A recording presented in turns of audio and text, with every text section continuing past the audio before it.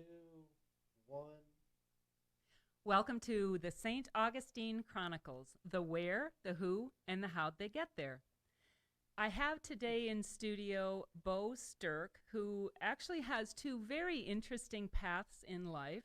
He is a professional artist, trained and went to school for that, correct? Correct. Yep. Went to Kent State, graduated from Kent State When in did you Ohio. graduate? 75.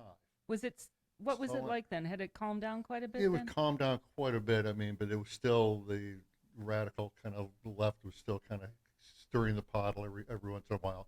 But it was a real interesting place because the population of the university had dropped so drastically after the shootings, and that was in May of 1970. So I went right after that. I actually went to a private art school prior to that called Cooper School of Art.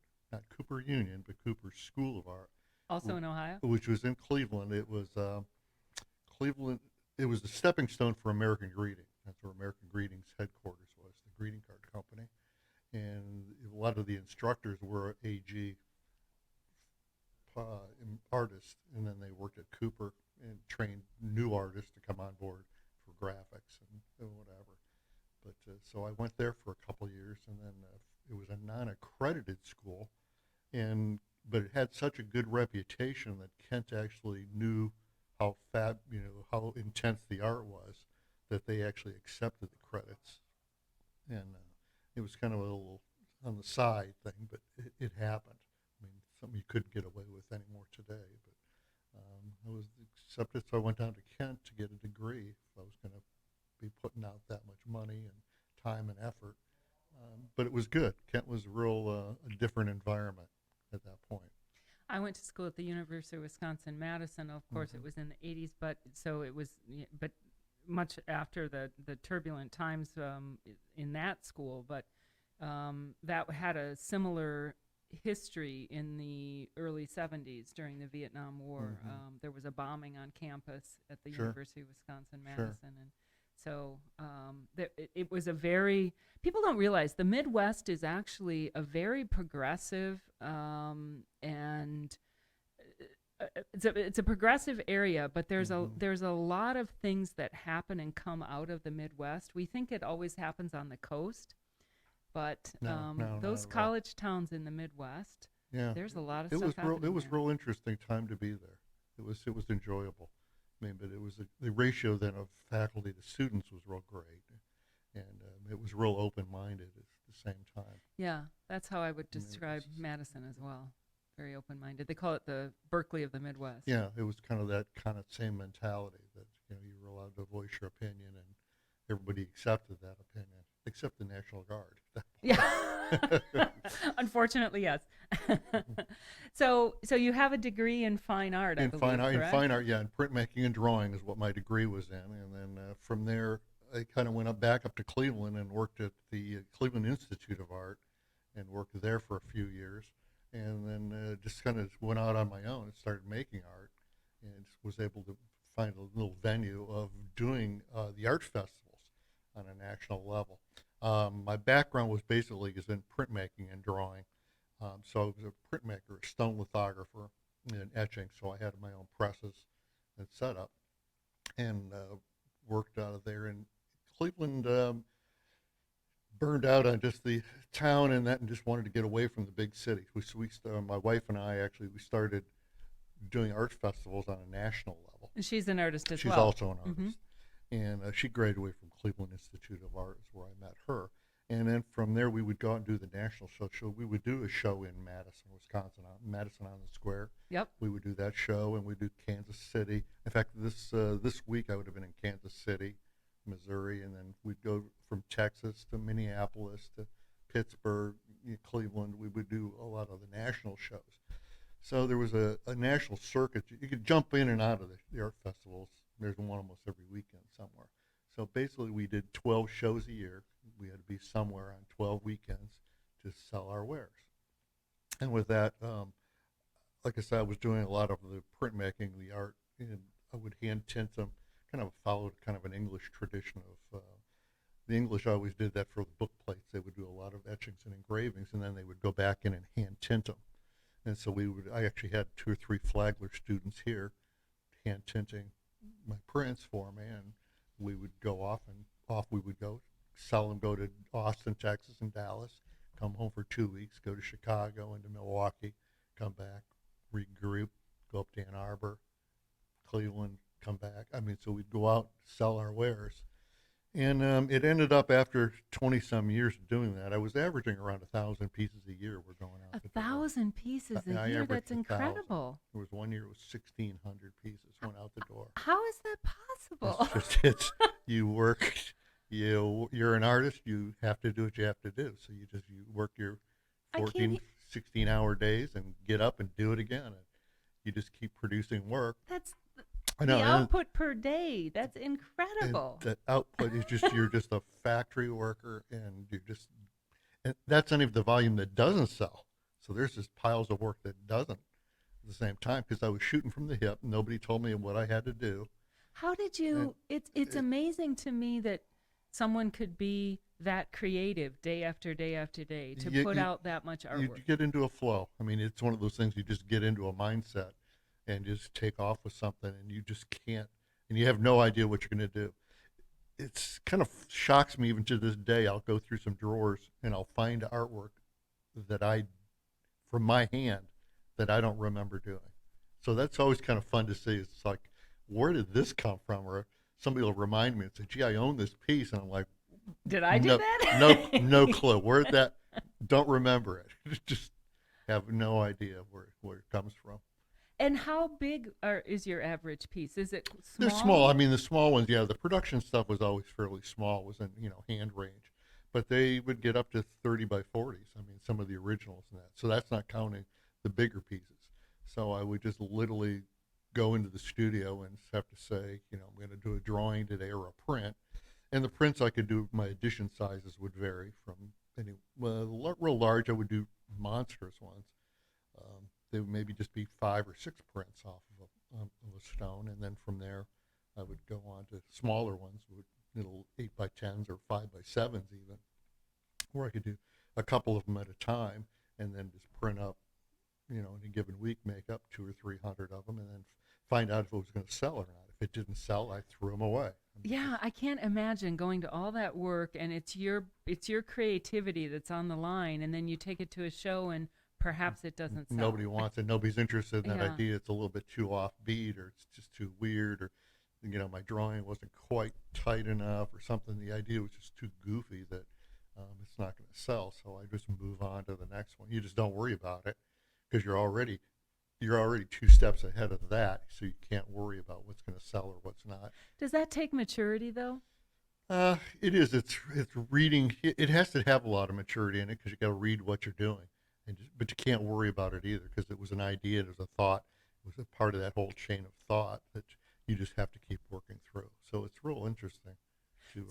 So I've often wondered. My husband and I, through our real estate brokerage, we sponsor the St. Augustine Art Association, and they do their show here in St. Augustine. And so we've attended frequently. And I've often wondered, is it actually possible to make a living doing those shows? Oh, absolutely.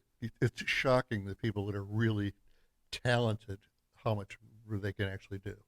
Yeah, it's real fascinating with it. And that's always kind of one of the running questions, is you actually make a living doing this? And it's like, well, you have to, because you got all the bills and everything else on the backside. But you also did pieces for children's books, I understand. I did, yeah. Anything that came up. I mean, being an artist, you can't turn much down. I never did, because I never know when your next meal's going to be. Right. So you also don't know if I'm going to drive to Kansas City and it's going to rain all weekend and nobody shows up. And there are those shows that you do have as our bus, and you can never count on them. So a lot of these shows, I could say I could count on selling 150 pieces in a show. When I would go to Dallas, I knew what kind of imagery they would like, or color. I would kind of gear toward that a little bit. Did you do the cowboy thing when you went to A Dallas? little bit, not yes and no. It's just, you kind of play off a little bit of it. You may have a 1 or 2 in there that you're hopefully going to be the hook to pull the people in, and then go from there. But it's really fascinating. I never turned jobs down. So if something came up from billboards, I had major billboards down in Miami, down in Coconut Grove. I had the largest billboard in the state down there, which is over 50 foot, if it was a Budweiser I ad. wouldn't think So an artist would have a billboard. I don't think of billboards as needing true artists. yeah, It's it was usually like just a logo or something. yeah, usually it was working with Bud Light. It was actually the sponsor on it, so we actually worked with them, and then they produced it and put it up. So you're constantly doing that, or children's books, or whatever it takes. You're always kind of working with, and you just work it into the schedule. Same thing, just work it, turn it out, and put it out. When you're working for a company as big as Bud Light, I'm curious, do you have to sacrifice your artistic vision to accomplish what they want? How do you draw that line? It's real hard because you have to go in first off with contracts, of course, and they have to know the scope of your work. And this is what I do. And it's like you're not coming into my work if you don't know what I do, and you get so many revisions even in that contract. So a lot of that was a hard part with working with a lot of art directors is these art directors they don't quite understand how you work or you're working through them. And back, I think that was the training that I had at Cooper was having that commercial background training that I understood how things worked on the other side, from even and doing some magazine work and things like that to go through that you understand where type has to be placed, and so you have to have these big open free spaces and things. So you got to work back and forth. Whereas some art directors, no, we need clouds in the sky. It's like, oh no, you were right, take them back out. And it's like, no, I can't be going back and forth doing something. It's a lot more work than just. It's not a computerized. Yeah, your We had time no is computers valuable. at that point. I mean, it was all hand done. So it's a lot more involved in it. So you have to understand your design sense and what's going on. So it's a challenge. It is a challenge. I would think that many artists would have difficulty with that because if you're so creative and you have this artistic mind and your vision, it would be hard to then think about commercializing that and think about the business side of it and the client's business side And of it. sometimes you don't mesh. I mean, there are clients that come up and you do all this work and you have something really spot on, and their brain is already gone. It's like no, one investor or something said no, or somebody up the chain says no, we're going to pull that whole plug. I mean, I did work for the Florida Lottery, and it was that same way. And it was just like crazy the restraints that they put on you, and you kind of going like, well, this isn't going to work. I'm telling Why, you right why up. are you hiring me? Why are you hiring me? Yeah. Or the art director's going, well, yeah, it's kind of funny. There's stories on all this stuff. It's just like this isn't going to work because I know what you're trying to accomplish, and it's not going to happen in print format. And having the commercial background, I knew what would work for newspaper, print, or for magazine. So you have to know how the output's going to be to pull it off. That's really fascinating. It's much more complicated than I would expect. It's I would it think that is. you would just produce your art and there you go. And most artists do. I mean, you have to you're blindsided by it all, but it's. I took on that next level of wanting to do that because I enjoyed it. Those challenges, I enjoy those challenges. So it's always pushing myself a little bit harder to learn, what's going on. Tell me about illustrating a children's book. I would think that that would just Oh, it's a be a blast! It's riot. a blast. Uh, it's really good. It's really hard. The competition is just insane on the other side of it. I've got two girl good friends that have been really successful with it, and it's just still are out there doing it. It's just really pretty amazing. But the competition on the other side is just crazy. And even talking to them today, I talked to one of them here about a month ago. She had worked on her own another book, but can't get it published. She's probably had 50 books published, and then does something a spin-off. It's not in her line of what she's been normally doing. She comes up with a new character and starts, and they just go no, and it's like it shocks her even that Right, how come I can't get published right. when I've done 50 books already? You'd think it'd be worth a chance. Yeah, and they just no, they've got their set mindset. So it is fun though. It's really challenging, and I've got 3 or 4 of them in the can that the same way, where art directors have hired me. I've done the complete book. It's already done, ready to go. It's been edited, and all of a sudden they have a change of mindset, and it kills the project. And there Do they you are. still get paid when that You still happens? get paid on the other side. Yes, that's the one good thing is because, like I say, you have to be savvy enough to have contracts and be legally get involved with all this stuff that you'd never think you have to do as an artist. All these other things Right. you have to do that so you don't get crazed. I would think it would be really fulfilling. When I think about illustrating a children's book, I think about the little kids who are having those books read to them, and you're literally shaping their minds. You know, I would think about the giggles and the the meaning behind those It's photos always fun. or I those mean, pictures. with me, with my artwork, I would always put little subtleties and things in it, hide little kind of trinkets and things like that, little hidden things that were involved in the backdrops that nobody would really pick up on. And hopefully the children will pick up on later on where as they're reading, somebody's reading it to them. They actually go to age group drops. So I did more stuff that was probably in that 3 to 6 year old kind of age range. They kind of started Where they're gapping really it. curious. Yeah, and they're really Yep. curious. You Mhm. know they're looking Yep. at every little Yep. object Yep. in there and will pick up on it. Hopefully remember that as their vocal skills come around. That to me would just be really fulfilling. It's fun. It's Fascinating. fun. Yeah, it is a whole different game. And how do you? So I don't know a lot about your art, but I have looked at some of it. How do you describe your art? I can't describe it. Yeah, it's pretty hard to describe. Art's always a tough thing, especially without having props. And it's satirical humor. I work with animal imagery. I've always kind of worked with animals and kind of dressing animals up, and cartoon characters, and kind of playing off of our life, making fun of humans, and kind of using our props. My characters are really this cast of critters have taken on a lot of human props. So even a lot of the stuff I'll actually take and draw up realistic super realism.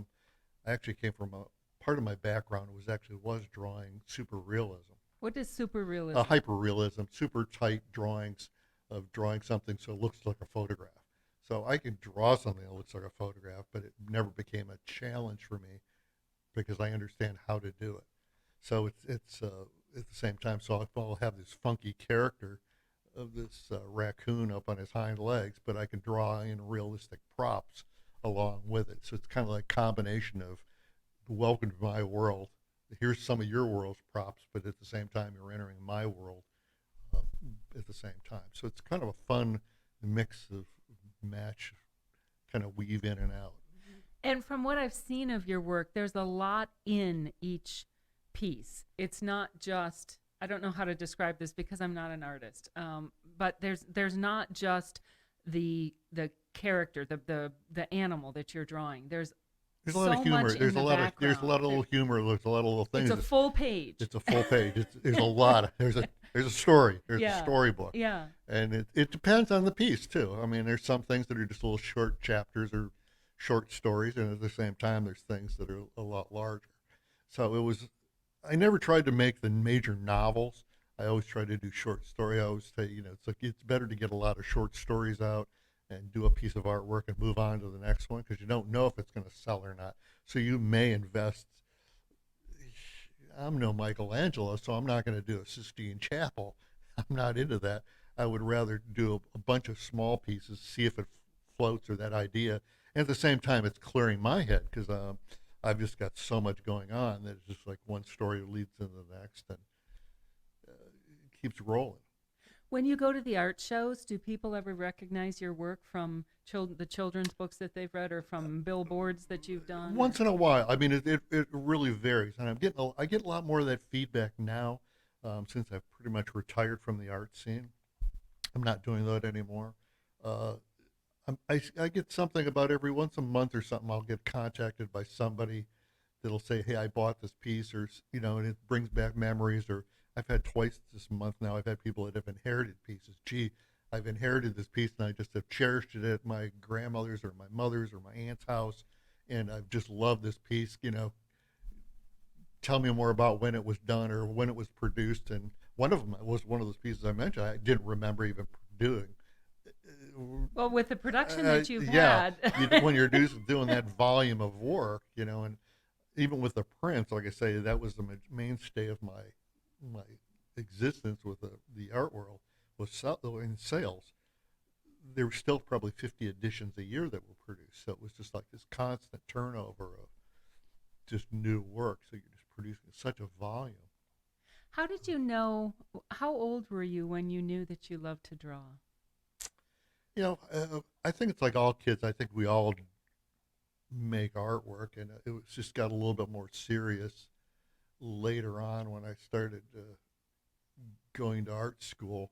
Somebody else had convinced me. I was actually working in a steel mill at that point in up in Ohio, in a pipe mill, and was Well, laid that was off a total waste. total.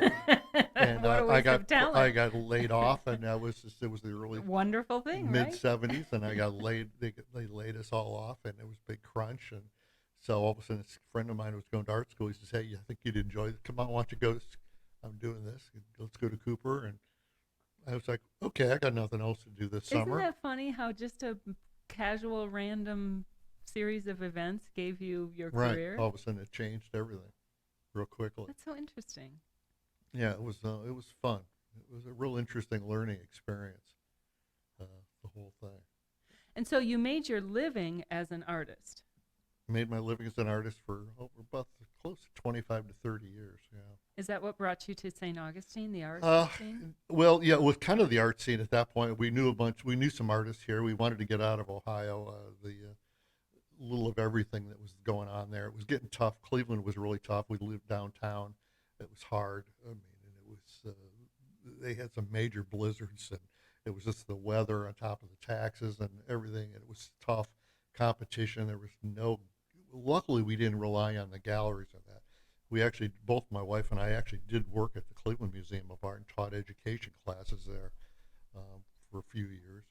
And that was good. And I taught at a community college there downtown. And that was, I love teaching on that end of it.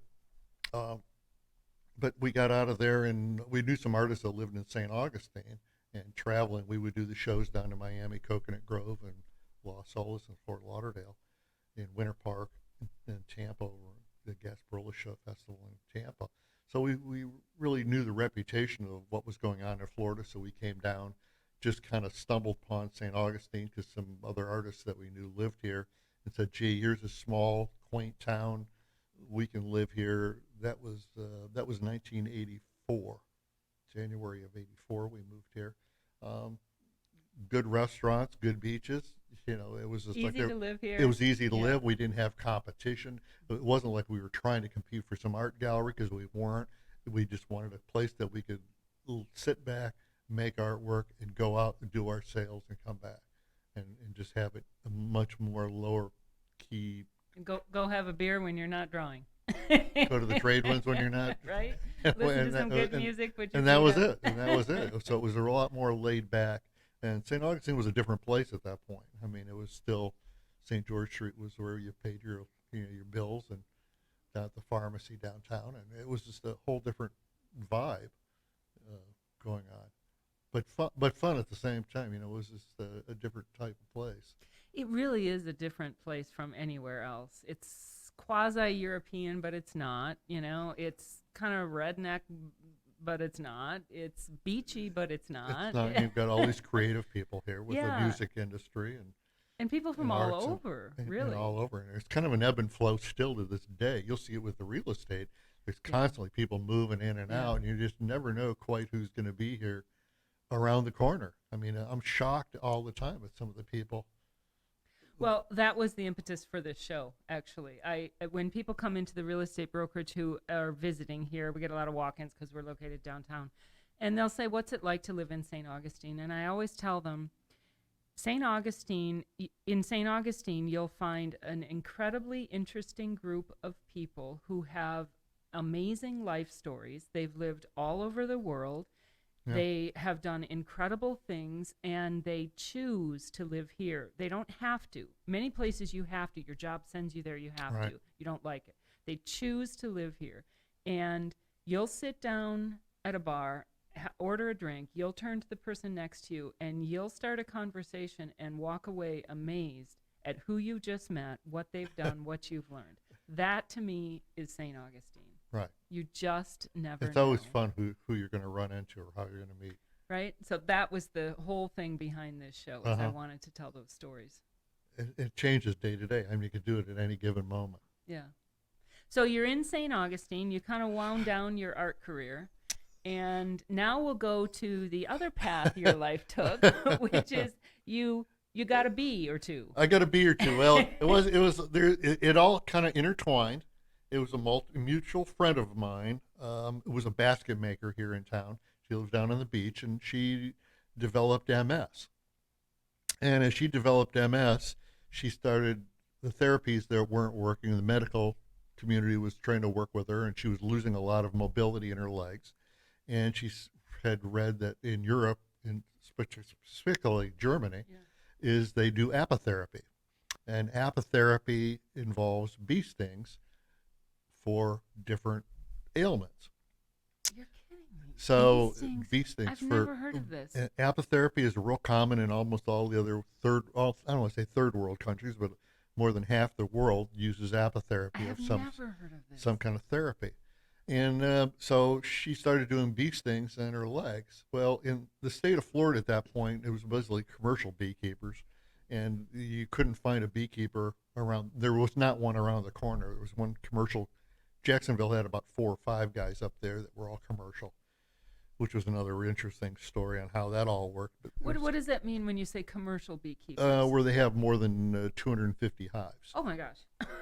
So the largest, actually, the beekeeper one of the largest in the country is in Bunnell here with about 50,000 colonies, right here, right now.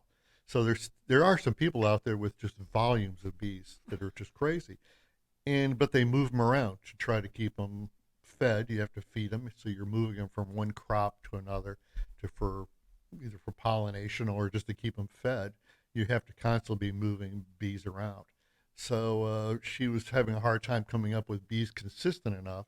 She's driving to Jacksonville to buy a container of bees to do her bee stings during the week, and it wasn't happening. So she decided to buy a hive of bees. Her husband was, I'm not about this at all. And I said, well, I'll jump in. I'll do it. I'm not afraid of insects. I've always liked insects. I've got a real big science background, biology background anyway, and I've always been fascinated with it. So I just jumped right in and said, I'll raise the hives for you. And before you know it, you've got 3 or 4 hives. And out of proper management of a colony, you have to split them, or the bees are going to split on their own, which we call swarming. And that's where you see a swarm of bees is actually the hive itself reproducing as a colony. They move on. So I would reproduce and have 5 hives. And all of a sudden it got to be, she had a hive of bees in her yard. And it's like, now you got 5 hives. And she's going like, no, Stop. get these out of here. So all of a sudden, here I am now, became this, artist, and I'm kind of helping her manage her bee colony for her to do her therapy. And the next thing I know, I've got, these dozen hives or more. It was actually I had up to 50 hives at one time.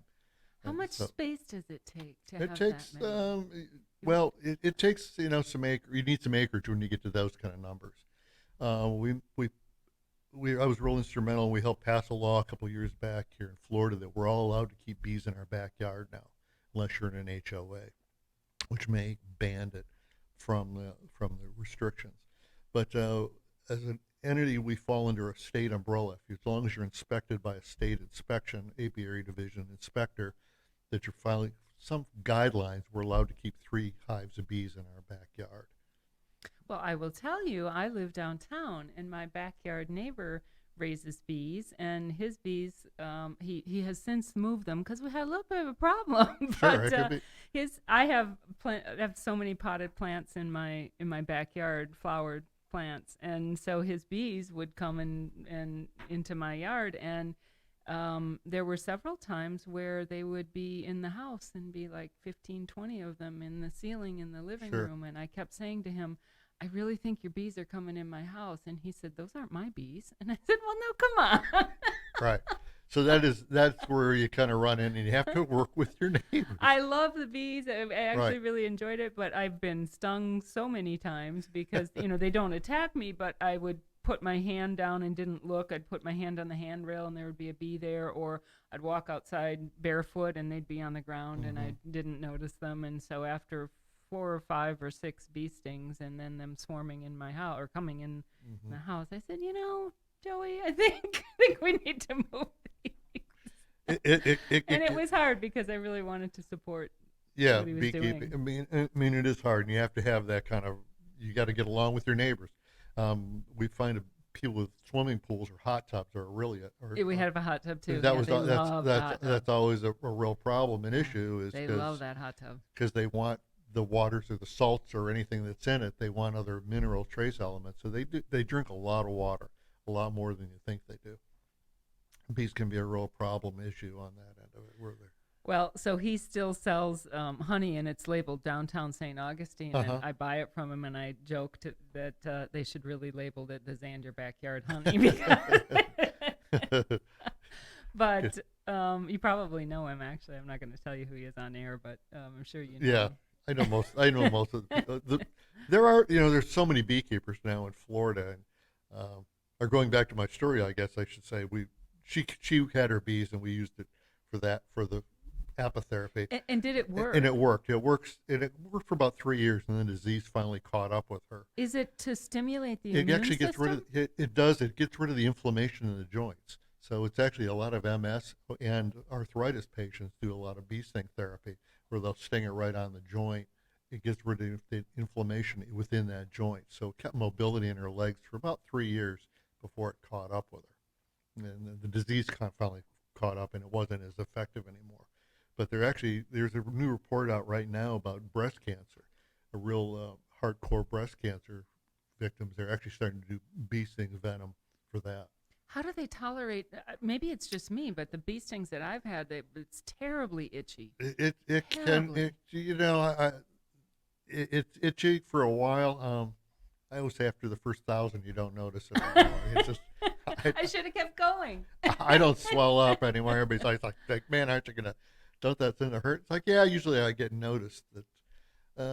I'll notice the first 20 on my hands or something, but then after that I just kind of and it really depends on if it hits a nerve ending or not, wherever the bee sting is. So that's another story in itself. But it's really funny how that works. But they actually can collect bee venom. You can actually get bees to collect the venom itself it's a dried format. And then How do you do that? How do you extract venom? It's really pretty interesting. Of course the Chinese do because they have the time and effort to do it. You get little tiny wires and they put it across a little metal plate right at the front entrance of the beehive. You just put this little. It's a little tray and it's got little tiny, real low voltage wires running across it, and a piece of glass underneath it. And as the bees land on this piece of wire, it kind of shocks them just enough that they want to react and sting it. They leave a little droplet of liquid venom on that plate glass, and at the end of the day, they take that glass off and they take a razor blade and kind of clean That's that off. fascinating. How would someone ever think of that? Yeah, well, it's pretty tough. Yeah, the first time they tried it, 3 or 4 people died because they didn't realize how toxic that bee venom was. So all of a sudden it got into their eyes and everything else. Just the vapors from it alone will close you down. That's a real fast. I work and that's another. We'll get into that a little bit, but work in South America with Africanized bees, and just when you get into huge swarms of bees and they just cover the entire outside veil of your jacket, the venom from the vapor from it will actually close your eyes up even. Bee venom. So you got to wear idea. protective eyewear when you work with African bees.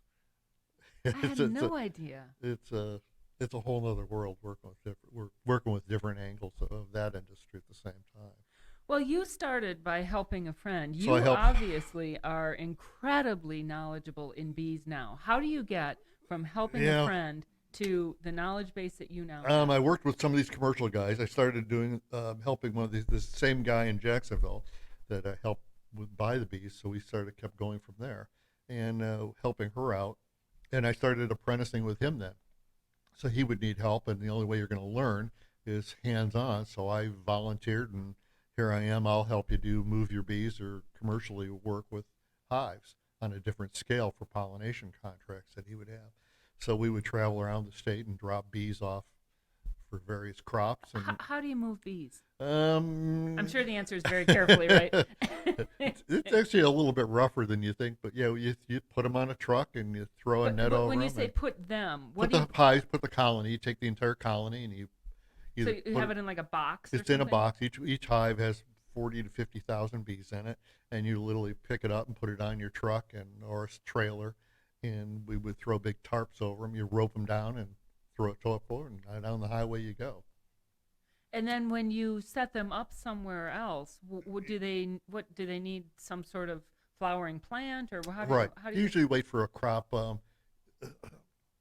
Bees are an opportunist, so you can't bring them into like the orange groves in too early, or they're going to go to the Spanish needle or some other crop in another field over. And once they get that mindset, that's where they're going to go to. So you want to bring them in when about 10% of the bloom is on a crop, and then you bring your hives in there and you set them down. You know that they're going to go to that watermelon or whatever crop you're trying to do that pollination on. And they actually have crop insurance on it. So blueberries, for instance, takes 2.5 hives per acre of bees or of crop. You get 2.5 acre, an acre of bees. You need 2.5 colonies per acre. So each crop has a different volume that they need to be able to get crop insurance on it to make sure they're going to get a fruit set for that crop. This is So that's a whole I'm other just work. Commercial astounded. beekeeping is a whole other thing. So they're moving bees constantly around. So right now, even in Florida, we have the inspection service. We know we have around a little over 5,000 beekeepers now in the state of Florida. So when I started, like I said earlier, there was about 400 in the state when earlier years ago.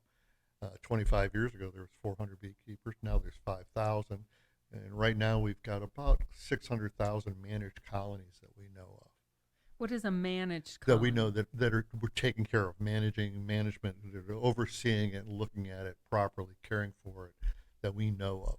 I mean, there's a lot of people that are underground and doing it in their backyards that we don't know about, which we don't like to see, but from different angles because of disease and pests, the problems that can arise from that. And at the same time, we can't control if they are flying into somebody's house or issues that do come up, that we try to manage that so it doesn't give other beekeepers a bad name and reputation. So we kind of try to oversee that a little bit. So when you say there are 5,000 beekeepers now, are they? Hmm. And then you talk about the pollination that you do for crops. I would think most of these beekeepers are just doing it as a Most hobby. of them are hobby, yes. So, I mean, of that, there's still probably that 300 or 400 that are commercial beekeepers that are out there that have more than 500 hives at a And given time. and is the when you talk about bee colonies being moved to pollinate crops, is that something that had to be done 50 years ago, or is it because the wild bee population has gone down that you now have to move your colonies to do that work? Uh, I've never heard of this before. yeah, commercial beekeeping has always been around. It's been around for quite a while because you do get a better fruit set on it. You have to have them to get that. You can have pollination on your crops, your apples and your strawberries and all that, but be really tiny. You're just never going to get that volume. Even watermelon. A watermelon, the fruit has to come out. You have the male bloom comes out one day, then the female bloom happens the next day. That bloom, that female bloom, has to be cross pollinated. They say up to it's like 11 bees, at least 7 times minimum to set that fruit. So it has to go to get pick up the pollen from the male flower, bring it to the ovaries, or set the fruit on that female blossom. And if you don't get fruit, or you get a smaller in you'd end up with a seeded watermelon for the most part, but really a poor quality. Apples, you always see an apple that's always kind of all crunchy and all shriveled up. That's from poor pollination. So you're going to get that from a lot of our native pollinators. Here in Northeast Florida, we have 98 species of bees. State of Florida, I think there's 300, close to 320 species of bees that we have. Honeybees is only one of them. So you have all these other species of bees that are solitary, that live all by themselves. 70% of those live in the ground. 30% live in little tiny holes or drilled. Not particularly the carpenter bees that everybody likes to talk about that Yeah. drill It's a nice little 3/8 Yeah, we holes. know those in real estate. Yeah, it's all the little tiny Nice holes, pair the of little those. pieces of cane and things like that, that native bees that we don't even see are, and they vary in size from an eighth inch, down to that small of size, and they live all by themselves. They do a little bit of they do pollination. Everything has a biodiversity that it pollinates one flower or another, and it all kind of relates to the bigger picture. But we have all these other species of bees here in Florida. When Well, you're taking bees to pollinate different crops, are you taking honeybees or are you taking we're ta- other types of no, we're species? just taking honeybees for the most part because we know that they're a generalist. Honeybees live, like I say, in the smallest colonies are about 30,000 bees. Is kind of a small colony. In our 10-frame boxes that have been kind of domesticatedly designed for beekeeping. But we know that we can get so many bees in that box, and they are a generalist. They will go to all different crops. They're not specific biodiverse. They only work on vanilla, for instance, only has one bee that pollinates vanilla, and that's why there's such a world shortage of vanilla right now. Is not the oh, globalization and plant and problems with land clearing, and but at the same time there is that one bee that pollinates it, and there's just not enough of them, so they're finding they have to go in and hand pollinate. So it's just that you need to have that generalist, that 30,000 bees to go in and hit a crop of blueberries all at one time. You know, I feel like I'm never going to look at fruit the same way, I have to tell you. I No, mean, it's I grew it's up in farm country in Wisconsin and we had wild berries and we would go pick them. And, I knew that bees pollinated mhm. plants. And it just didn't occur to me that there were bees that were being brought into these farms raising these crops. About a third of everything we eat is related to bees, I and guess I just thought it was happening organically. organically. I didn't realize No, that.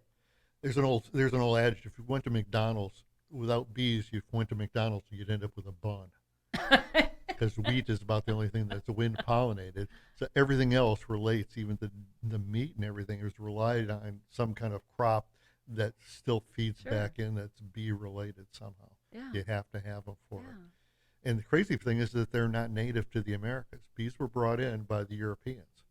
They aren't native. So it's an invasive species that was brought in.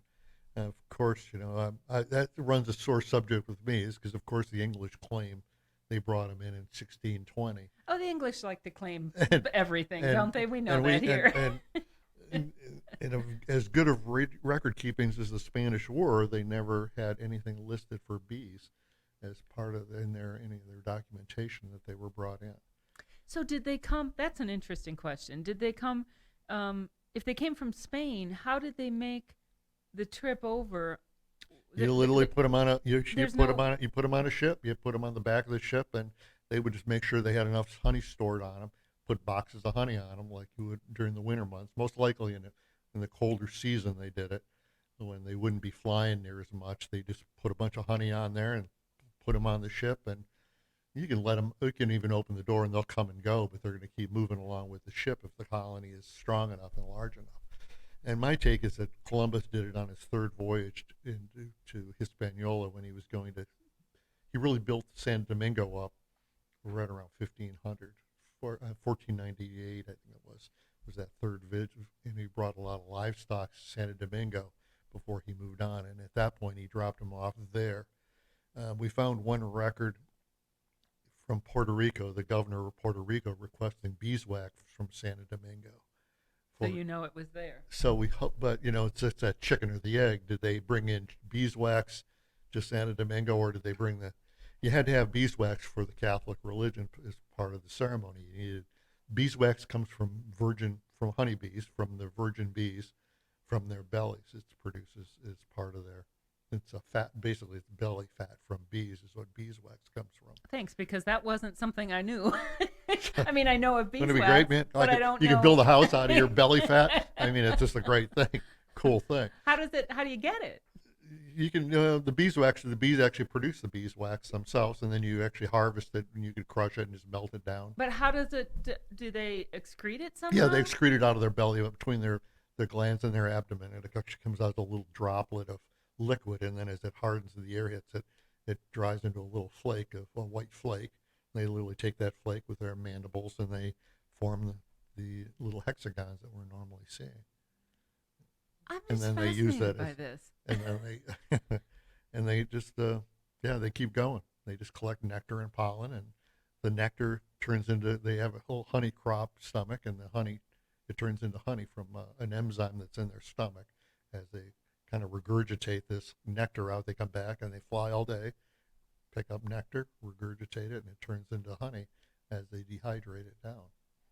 So, I people say that honey helps your immune system, and I'm guessing that's because the plant is it molecules or something that would be in the The honey? pollen that's in the honey. That's, yeah. There's some actual molecules from Well, that right. would. There's a lot of all trace elements and all kinds of things that are in honey itself. So you're basically just boosting your immune system by giving yourself a little bit of that A thing little that you bit of could be allergic hopefully, to. hopefully it is, and it's real hard for.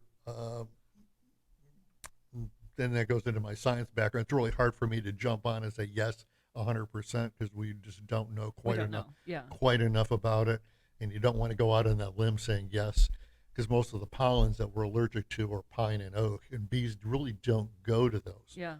plants is because there's not enough nectar on it for them to attract them to get it. So is that pollen been blown onto another flower and it just happens to get onto the bees? They bring it back and it gets transferred into the honey a little bit. Yes, no, we're not quite sure if it's really true or not. I think it helps a lot on just on throats and that because it is such an easy thing for our throats and soothing and a lot of the other properties of honey being it's such a simple sugar also it's a 2 molecule sugar so it's a lot easier for our bodies to digest. Even diabetics, well, checking with your doctor first, can eat honey. It's kind of recommended. And so I'm sure you're well aware that we now know that a lot of the honey sold in grocery stores isn't really honey. It's in honey. How is that possible? That we can call it honey? We know what is produced tonnage wise of how much is actually produced, how much is imported, and all of a sudden how much is consumed, how much is bought off the shelves, and how much is produced, and all of a sudden the numbers just don't work.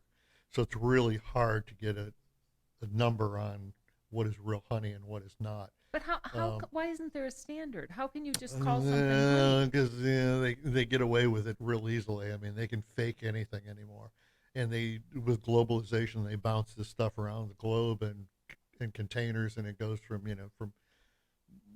the Philippines to Korea to the Bahamas to England and back to New York, and all of a sudden here you've got this drum of honey that somebody claims came from England, and it's like, no, it bounced around to 5 other countries, and it really came from a source it's not. And they're able to filtrate it and actually mix in a lot of different sugars now, not only just a lot of rice sugar gets mixed into it. So they can produce these products that look just like it and fake it and super filtrate it to get rid of any pollen. So there's actually are detectives that do nothing but look at honey and look at grains of pollen, hopefully, in it. But you got to know the sources of the pollen and what plants they're produced to see if that honey came from China or from Philippines or what source did it come from. And at the same time, they can actually add it or subtract it. So these people that are out there making big money on honey, it's crazy. That's why it's so important to buy local honey, Buy locally local, produced buy honey. local. Yeah. So we always try to kind of stress that fact of buy local, eat local, buy local is kind of the rule of thumb, and know your sources a little bit. Most of the beekeepers, I would say, locally here are doing a pretty quality product. The nice thing about honey is it stays good forever. It never goes bad. It stays viable. It's always edible. Bacteria cannot grow in it. If they get the moisture content, bees will get the moisture content around 18%, and then bacteria can no longer grow in it.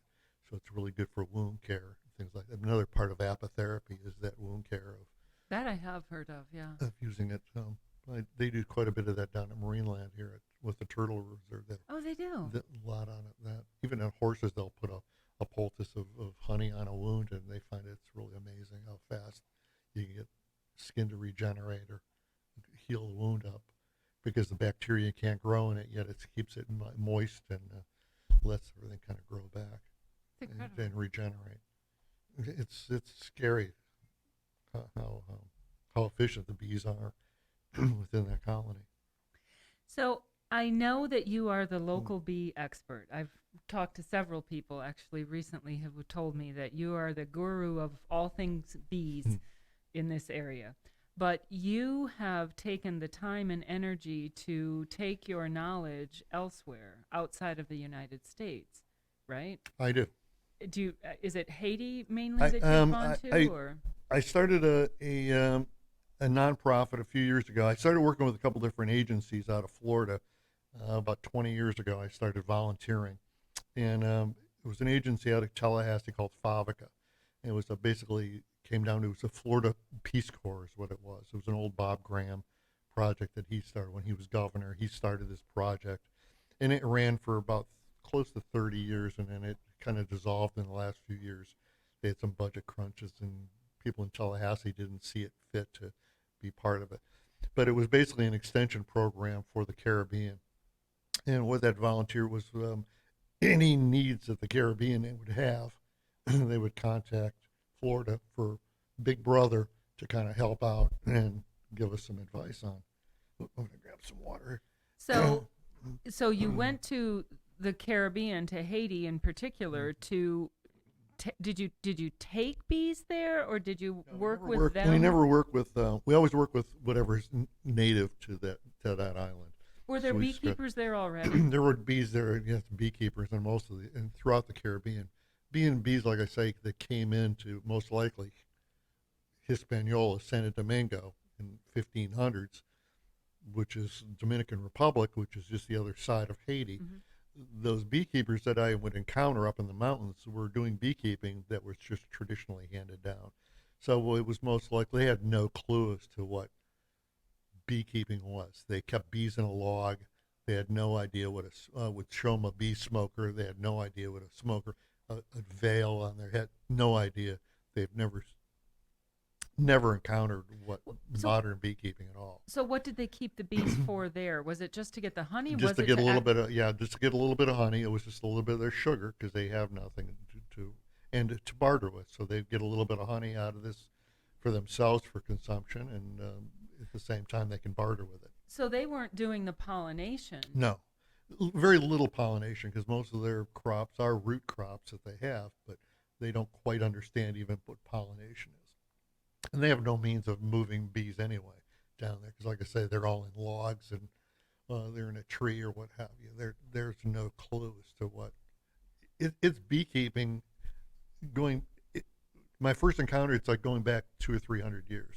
I mean, it's just like going into something. It's another world of this is crazy. This I've never encountered this before, which I enjoy because it's like I like that historical aspect of this is amazing how they can creatively come up with and manipulate these bees in just a simple way. Were you actually? Were you actually surprised that the bees were so resilient that they would thrive in an bees environment bees like that? bees survive all nonstop. I mean, it's a they always refer to them here. The Native Americans actually refer to them as white man's flies. So the bees actually spread so rapidly across the U.S. At that point. There was not the problems and issues that they have today with this globalization, but bees just rapidly expanded across the U.S. Um, in the 1800s like crazy.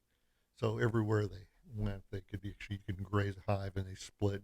Like I say, and you just keep splitting them, and it's not a problem at all to manipulate bees if you have a little bit of you follow some simple rules across the board. What's the biggest challenge in working with people in the Caribbean, helping them with their bee colonies? Is it the It's gotten a lot easier in the last few years across the board. When I first started, it was a little bit difficult in the early years because there was a lot of their knowledge was coming out of England. So a lot of the being British territories, a Mhm. lot of them, the politics throughout the Caribbean. So I've gone throughout the Caribbean. I've done all like about 15 different countries in the Caribbean, from Guyana up through Grenada and St. Vincent's and the St. Kitts and Dominica. And so I've kind of worked throughout the different islands and know beekeepers and all of them. And being British, they would send over British beekeepers all during this time period. And of course, British England is totally a different environment than the tropics. So they were getting knowledge that was not pertaining to what they were doing. And then there again, then you had this white guy showing up and telling them what to do. And of course, that was my biggest encounters, that I was just like, I'm not just the white guy showing up here. I'm here to advise you. This is what I would do. I'm from Florida. This is what we do in another tropical environment for the most part. This is how I would manage my colonies to keep them. And they really validate education very highly throughout the Caribbean.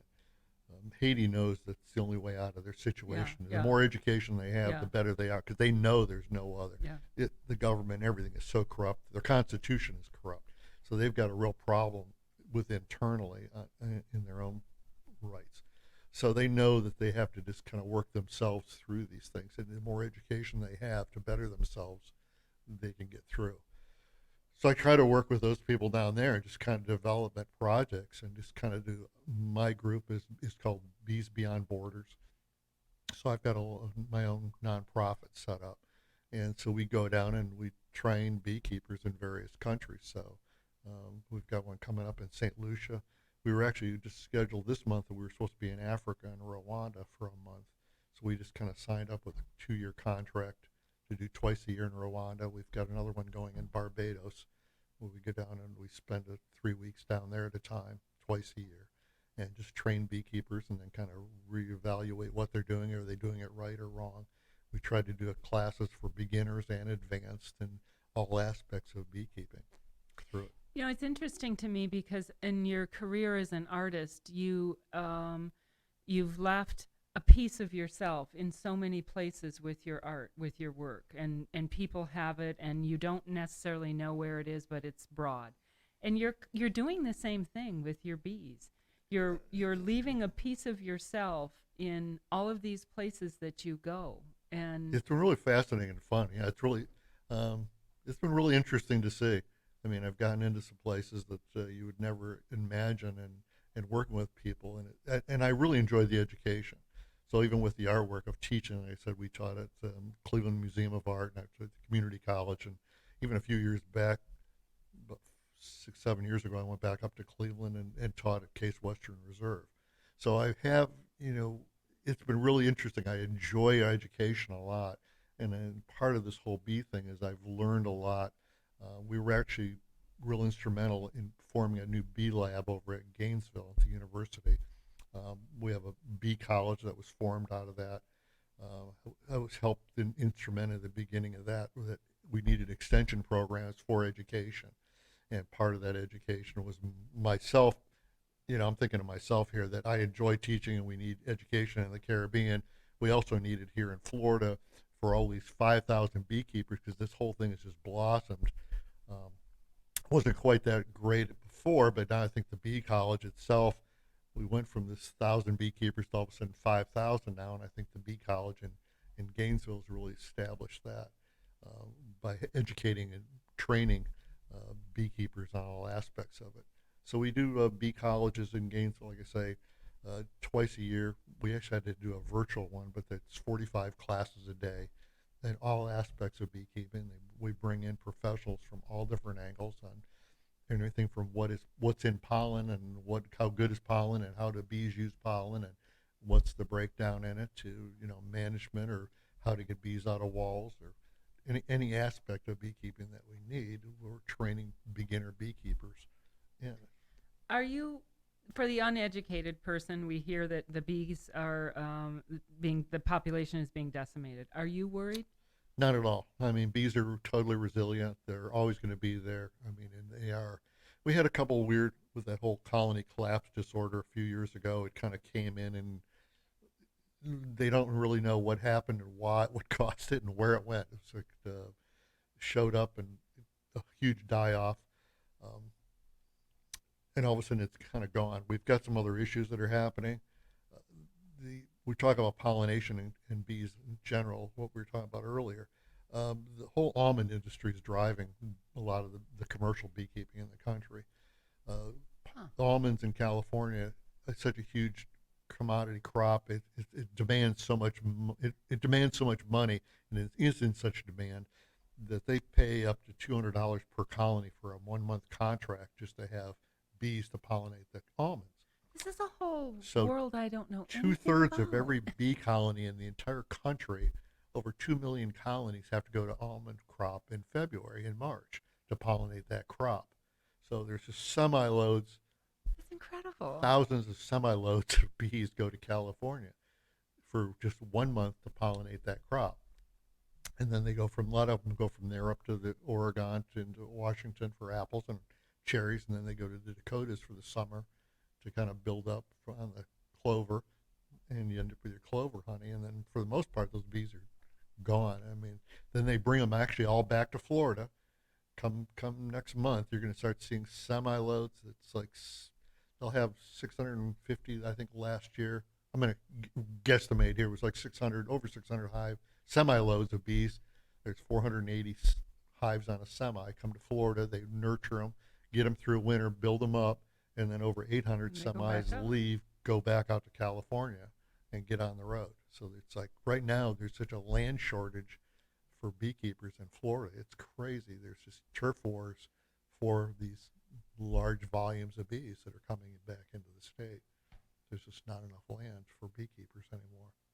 I had no idea that Florida, this industry of bees moving around and pollinating existed. Florida is the Absolutely nursery no for idea. Florida's the nursery for beekeeping in the country.